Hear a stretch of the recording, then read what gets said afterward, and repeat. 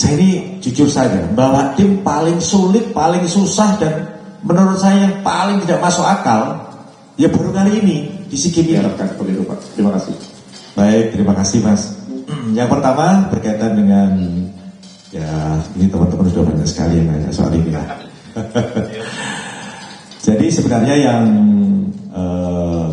melakukan interview Mas Hendri di samping saya, dikarenakan waktu itu saya ada tugas, bukan ada tugas, kebetulan ada kepentingan anak saya, putra saya, anak saya yang nomor 3 itu lagi wisuda prajurit yang tidak bisa saya tinggalkan, maka waktu itu saya minta bantu Mas Hendri, karena setahu saya selama ini saya di timnas, saya ini selalu kemana-mana sama Mas Hendri. Jadi kalau timnas berada di mana-mana ya pasti ada saya, ada Mas Hendri, dan kita sudah tahu lah berdua ini keluh kesahnya seperti apa lah.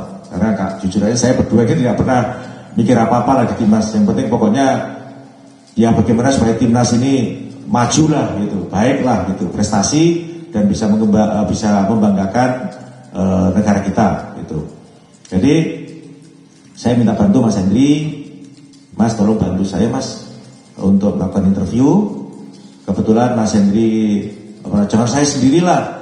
Akhirnya saya minta untuk Mamet, kebetulan sama-sama Exco, supaya bersama-sama Mas Hendri untuk melakukan interview. Di samping itu juga ada Alexander Dirtek juga melakukan interview, dan ada Jordi juga ikut, Jordi Craft juga ikut.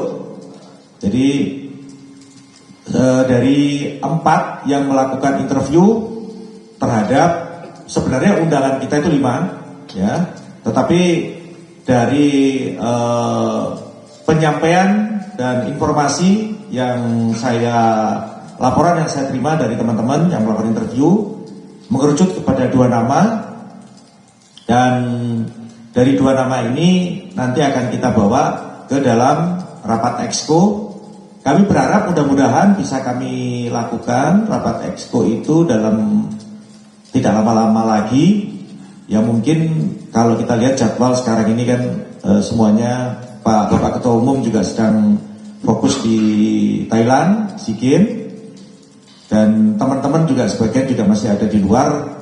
Mungkin kami mengusahakan kalau bisa ya selesai kegiatan SEA Games itu bisa kita lakukan rapat Exco untuk mendalami 2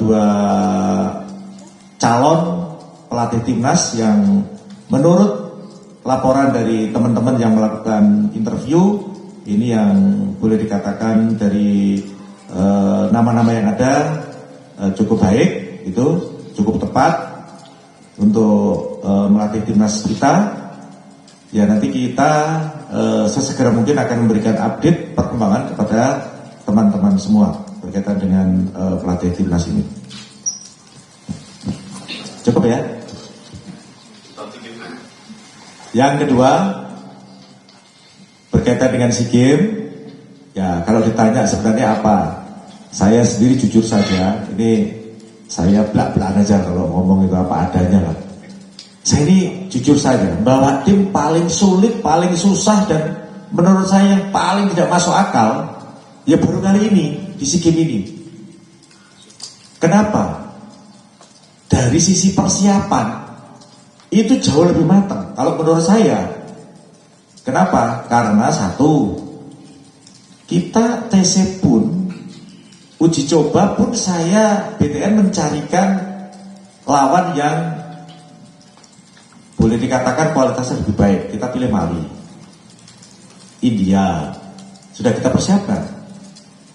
Selanjutnya di Chiang Mai pun berkaitan dengan fasilitas hotel dan lain-lain itu juga kita persiapkan dengan baik. Hanya memang kalau berkaitan dengan yang lain di luar lapangan latihan itu sangat-sangat oke dan sangat-sangat baik. Dan yang saya juga heran, kualitas para pemain yang kita bawa ini luar biasa. Yang dulu-dulu boleh dikatakan diaspora tidak turut serta di SEA Games, sekarang ini ikut. Kurang apa coba kami mempersiapkan itu semua? Dalam hati dan feeling saya di awal mestinya harusnya baik gitu. Paling tidak bisa final, paling tidak. Makanya ketika hasilnya kok kelihatannya itu menurut saya keberuntungan itu kok menjauh sekali. Ini bingung juga saya gitu.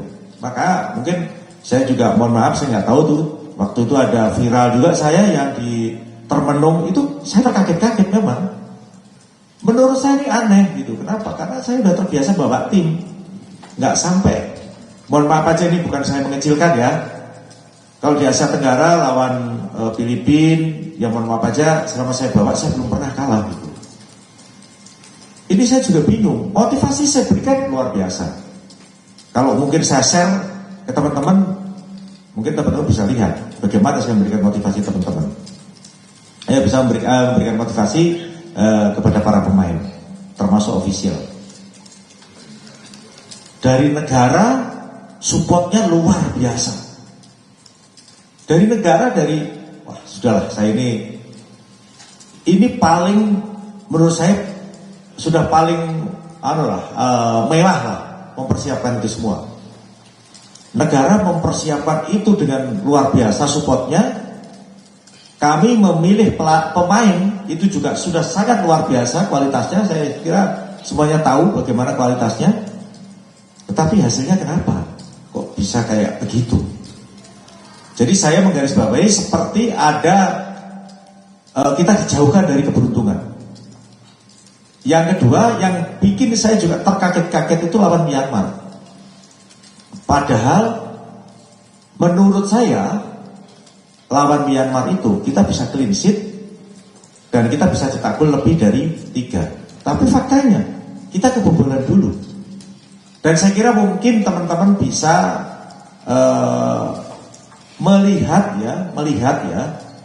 melihat statistik pertandingan baik ketika melawan Filipina dan juga ketika melawan Myanmar. Coba dilihat saja seperti apa statistiknya. Kalau berkaitan dengan soal teknis, tentu itu adalah tanggung jawab sepenuhnya tim kepelatihan di bawah asuhan Coach Indra Safri. Ya, sekali lagi, kalau berkaitan dengan teknis pelaksanaan tim kepelatihan.